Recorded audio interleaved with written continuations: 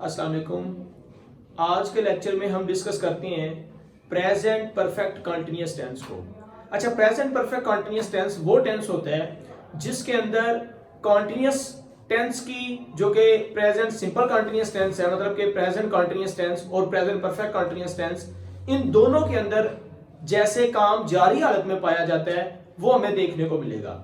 लेकिन एक चीज ध्यान में रखिएगा कि इसमें वक्त का भी जिक्र आएगा। जैसे प्रेजेंट कंटिन्यूअस टेंस में रहा है, रही है, रहे हैं वगैरह आ रहा था, प्रेजेंट परफेक्ट कंटिन्यूअस टेंस के अंदर भी रहा है, रही है, रहे हैं वगैरह उर्दू फिक्रे के लास्ट पे आएगा, लेकिन साथ इसके वक्त का भी जिक्र आएगा। मसलन वो सुबह से खेल रहा है, अगर सादा कंटिन्यूअस था तो उसमें था वो खेल रहा है, लेकिन इसमें वक्त का भी जिक्र आ गया है कि वो सुबह से खेल रहा है या वो 2 दिन से खेल रहा है। तो इसका मतलब ये हुआ कि साथ जारी हालत में रहा है, रही है, ये भी निशानी के तौर पर आएगा, और वक्त का आगाज या वक्त की मुद्दत भी इसकी निशानी में आएगा। अब 2 चीजें हैं, या तो वक्त का आगाज होगा या फिर वक्त की मुद्दत होगी। वो आगाज और मुद्दत सिंस और फार के साथ हम डिस्कस करेंगे, वो मैं आपसे शेयर करता हूं, और उसके अलावा जो इसके रूल्स हैं वो देखते हैं प्रेजेंट परफेक्ट कंटीन्यूअस टेंस के, और जो बनाने का मेथड है सेंटेंसेस को वो डिस्कस करते हैं। तो सबसे पहले देखते हैं प्रेजेंट परफेक्ट कंटीन्यूअस टेंस। और मैंने आपको लास्ट टाइम भी बताया था कि जो भी कंटीन्यूअस टेंस होगा, चाहे वो सिंपल कंटीन्यूअस टेंस हो चाहे वो परफेक्ट कंटीन्यूअस टेंस हो, मतलब कंटीन्यूअस हो या परफेक्ट कंटीन्यूअस हो, उसमें वर्ब की फर्स्ट फॉर्म के साथ आईएनजी यूज करेंगे, जिसे हम वर्ब की फोर्थ फॉर्म भी कहते हैं। मतलब present continuous tense, past continuous tense, future continuous tense, present perfect continuous tense, past perfect continuous tense, future perfect continuous tense. ये 6 टेंसेस वो होंगे जिनके अंदर हमने आईएनजी वाली फॉर्म यूज करनी है।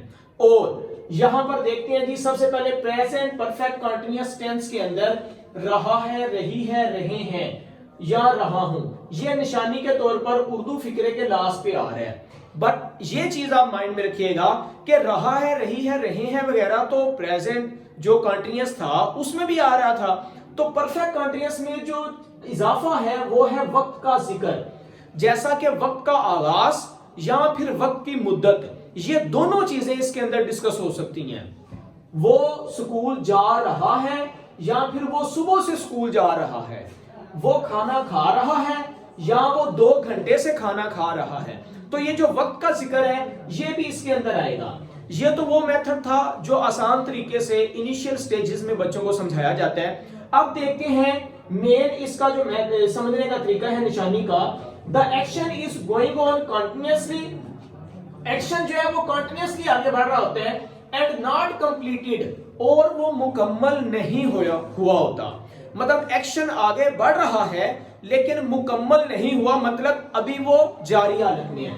इसी तरह continuity of the activity is emphasized, इसमें जिस चीज पर जोर दिया जाएगा वो एक्टिविटी के कंटिन्यू होने का या कंटिन्यूटी की तरफ जो है वो जोर दिया जाएगा। और थर्ड है पॉइंट ऑफ टाइम और period of time is mentioned, इसके अंदर या तो पॉइंट ऑफ टाइम का जिक्र किया जाएगा या फिर इसके अंदर पीरियड ऑफ टाइम का जिक्र किया जाएगा। अब पॉइंट ऑफ टाइम क्या है? वक्त का आगाज, जब काम शुरू हुआ तो आगाज का अगर पता है तो वो है पॉइंट ऑफ टाइम, और अगर हमें मुद्दत का पता है तो ये होगा पीरियड ऑफ टाइम। अब पॉइंट ऑफ टाइम और पीरियड ऑफ टाइम को नीचे मैं यहां आके आपसे डिस्कस करूंगा। सबसे पहले मैं रूल्स में जो सब्जेक्ट है उसको देखते हैं। अगर हमारा सब्जेक्ट फाइल जो काम करने वाला है वो अगर ही, शी, इट, दैट या सिंगुलर हो तो उसमें हमने हैज बीन हेल्पिंग वर्ब के तौर पर यूज करना है। इसी तरह अगर हमारा सब्जेक्ट आई, वी, यू, दे या प्लूरल होगा तो हमने हैव बीन हेल्पिंग वर्ब के तौर पर यूज करना है। हैज बीन और हैव बीन ये हेल्पिंग वर्ब के तौर पर यूज करेंगे। ये सेम तरीका वही है जो प्रेजेंट परफेक्ट का था। मसलन प्रेजेंट परफेक्ट के अंदर ही, शी, इट या सिंगुलर के साथ हैज आया, आई, वी, यू, दे या प्लूरल के साथ हैव आया। इसमें भी ऐसे ही है कि ही, शी, इट और सिंगुलर के साथ हैज बीन आ जाएगा और आई, वी, यू, दे प्लूरल के साथ हैव बीन आ जाएगा।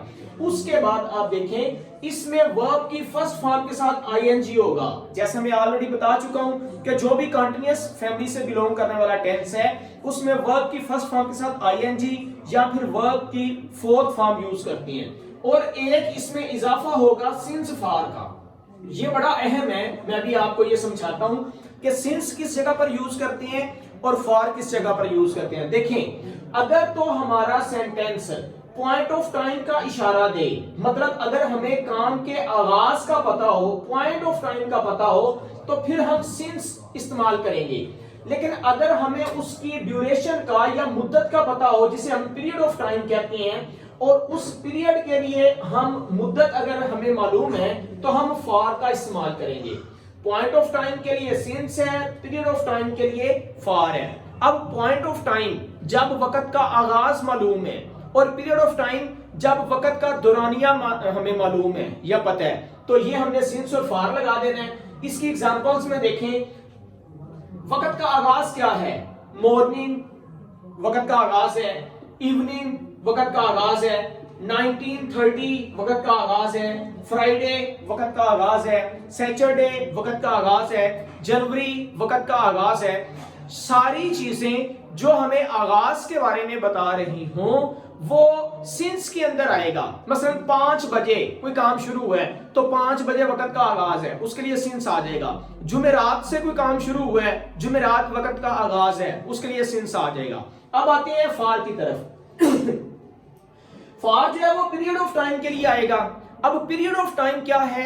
जब हमें आगाज का नहीं पता, हमें ड्यूरेशन का पता है या मुद्दत का पता है। मतलब 3 दिन से ये काम हो रहा है, 10 साल से ये काम हो रहा है, 15 महीने से ये काम हो रहा है, 3 मिनट से ये काम हो रहा है। ड्यूरेशन का पता है, आगाज का नहीं पता, तो उसके लिए हम फार लगाएंगे 2 डेज, 3 इयर्स, 4 मिनट्स वगैरह। अब इसकी एग्जाम्पल ये है, वो 3 दिन से क्रिकेट खेल रहा है, यहां हमें ड्यूरेशन का पता चल गया, तो फार यूज करेंगे। अगर हम कहें कि वो सुबह से क्रिकेट खेल रहे हैं, तो यहां हमें आगाज का पता है, हम यहां सिंस का यूज करेंगे। आगे जाके इसकी एग्जांपल्स को भी देखेंगे, फिलहाल इसके मेथड को देखते हैं।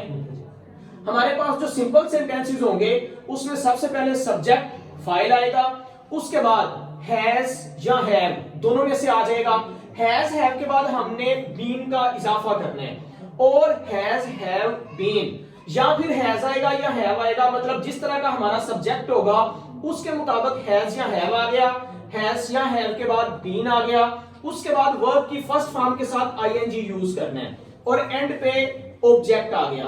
आमतौर पे स्टूडेंट समझते हैं कि ऑब्जेक्ट सेंटेंस के बिल्कुल हमेशा एंड पे आता है, लेकिन ये जो परफेक्ट कंटीन्यूअस टेंस है, इसके एंड पे जो ऑब्जेक्ट आ रहा है, इसके बाद सिंस फार का यूज करेंगे।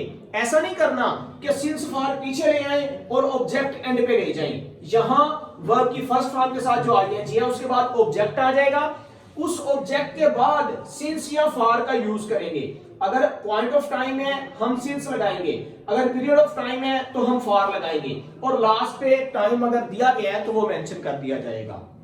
इसी तरह अगर नेगेटिव सेंटेंसेस हैं, सबसे पहले सब्जेक्ट, सब्जेक्ट के मुताबिक हैज या हैव आ जाएगा, उसके बाद नॉट आ जाएगा, हैज नॉट, और बीन आगे चला जाएगा।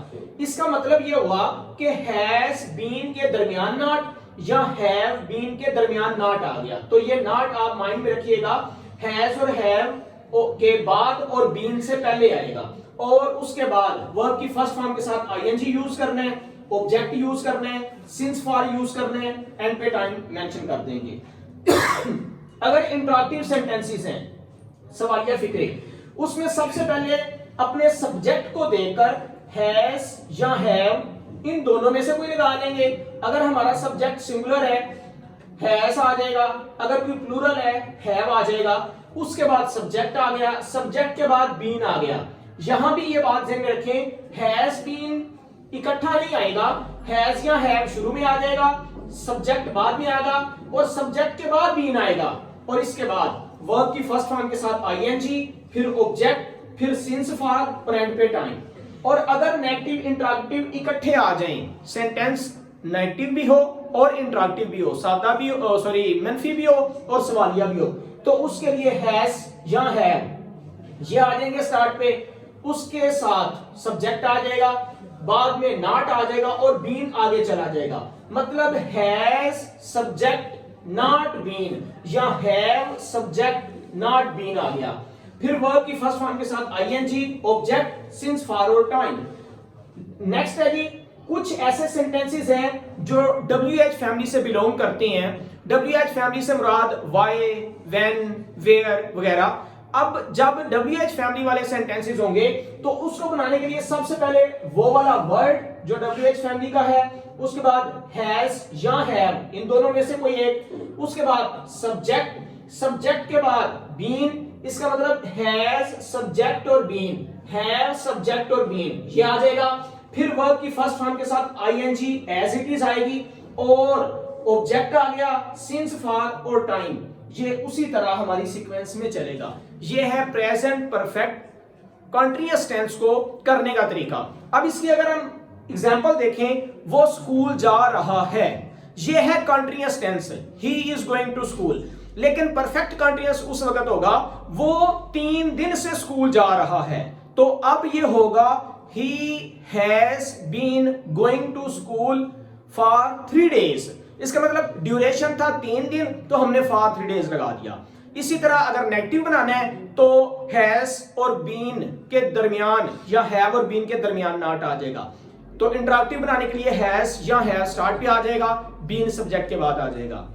बहुत शुक्रिया जी, अस्सलाम वालेकुम।